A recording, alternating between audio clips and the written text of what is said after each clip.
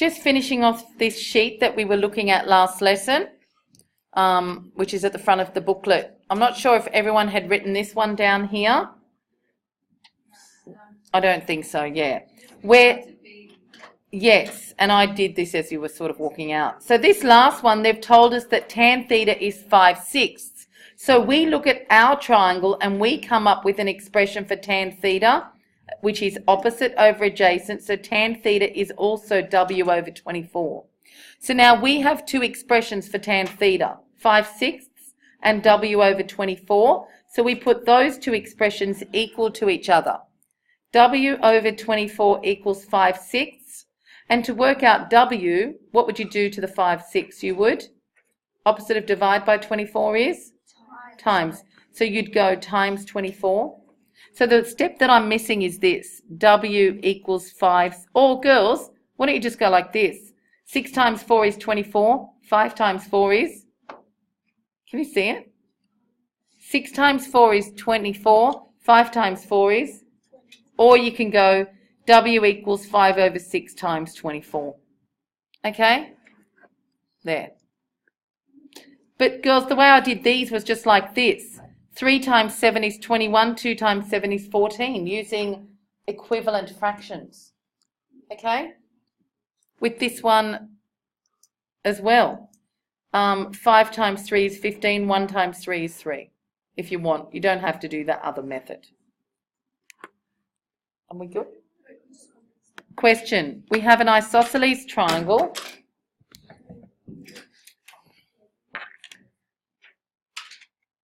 So I'm going to put the equal sides here. And we know that PQ equals QR. So Q seems to be in common. So I'm going to put Q up there. PQ equals QR. And we know that cos of R is 7 over 25. Girls, I can't do cos of R unless I've got a right angle triangle. So I'm going to put a dotted line down the middle with a right angle. Okay? Cos of R, that's angle R. So I'm going to do a triangle here separately. There's R, there's Q. I don't know what I'm going to call this, M for middle. That actually would be the middle. See, girls, with an isosceles triangle, you know how one side equals the other? You can fold isosceles triangles in half. They have an axis of symmetry down the middle, okay? So that length down there would equal that length there. If you took any isosceles triangle, you could fold it in half. It has one axis of symmetry. So I've got a right angle here. I know I've got a mark there. But cos of R, where do I put the 7 and where do I put the 25? Here's my R, cos of R. So cos means what? Isn't it adjacent over hypotenuse? So cos of R is, remember, just a ratio. It's adjacent over hypotenuse, which is 7 over 25. Okay? Adjacent, cos of this angle is adjacent over hypotenuse. But they're saying find the length of PR down the bottom if QR happens to be 50.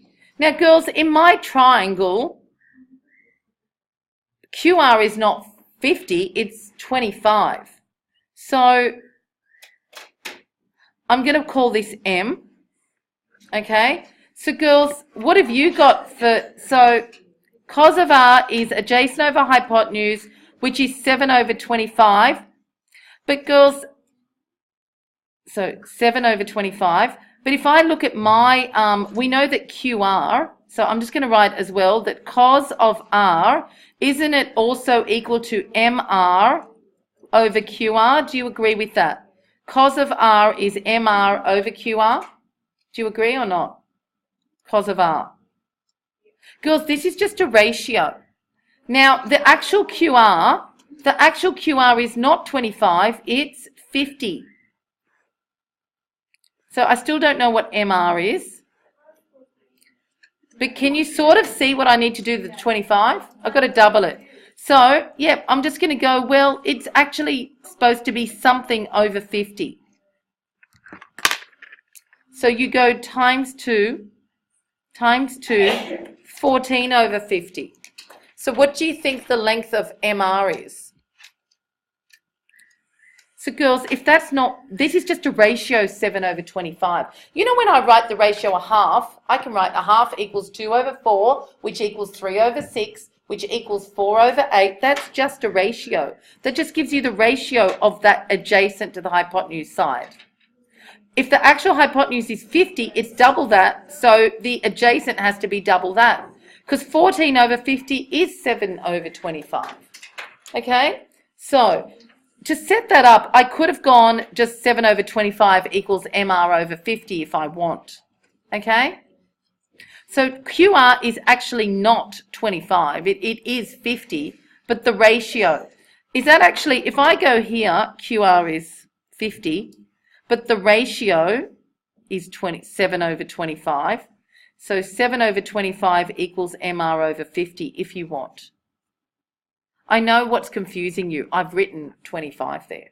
I know that's confusing you. All right? But that's just the ratio of that side to that. All right? So I probably shouldn't put that 25 there. Does it confuse you or not? Because it's actually just the ratio of cos. All right? So 7/25, really what I want, 7/25 equals MR/50. We can see that MR will be 14. So girls, what's the length of QR? QR, sorry, PR.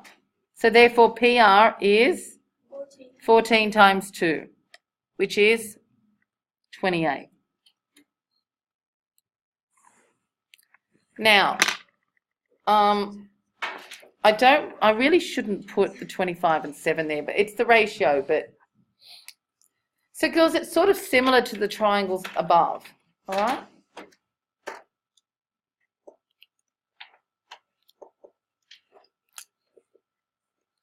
But these are just ratios. They're just ratios. They're ratio measurements, not actual measurements, all right?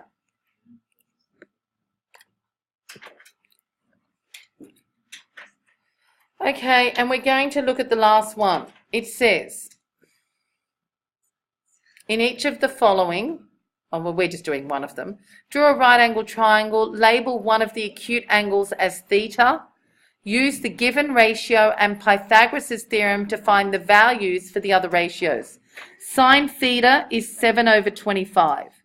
So there's theta. Where do I put the 7 and where do I put the 25? Sine theta is, what is the rule?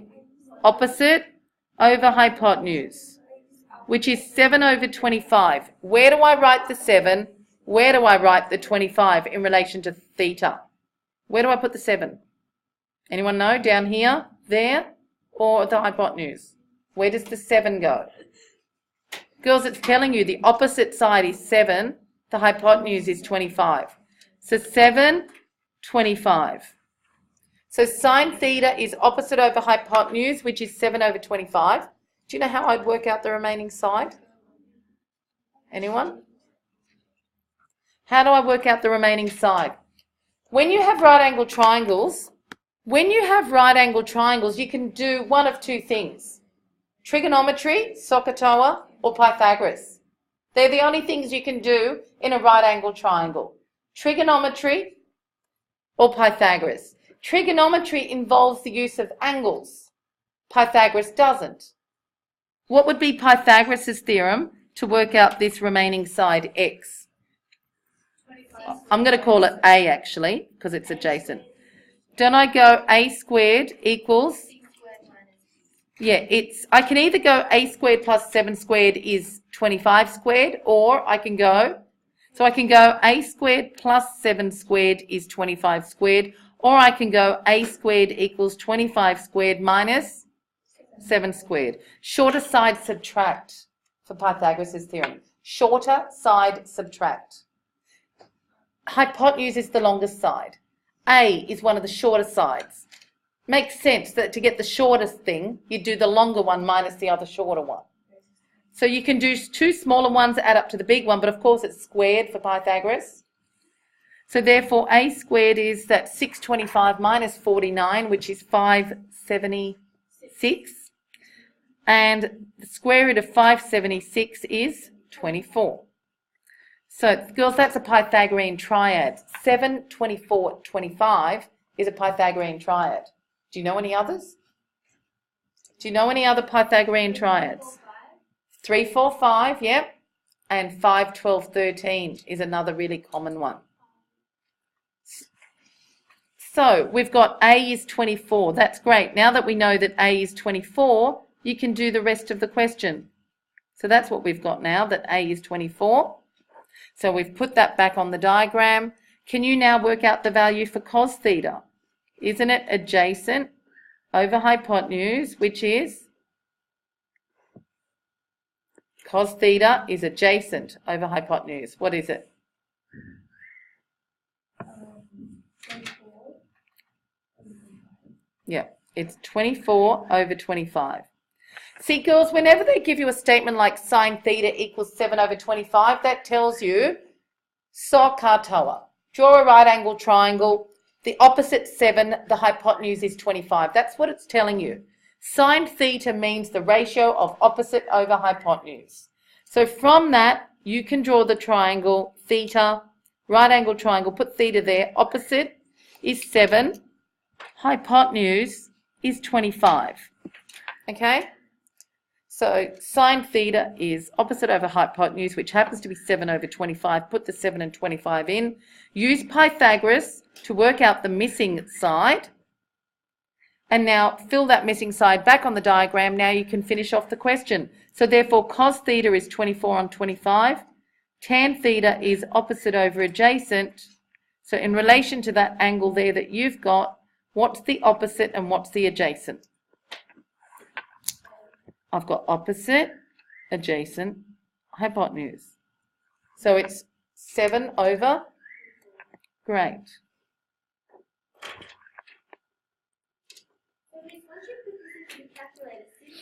Look, you could do this by going shift sign, getting the angle, but they don't. If I ask you one that's not a Pythagorean triad, I'll want an exact answer in terms of square root, okay?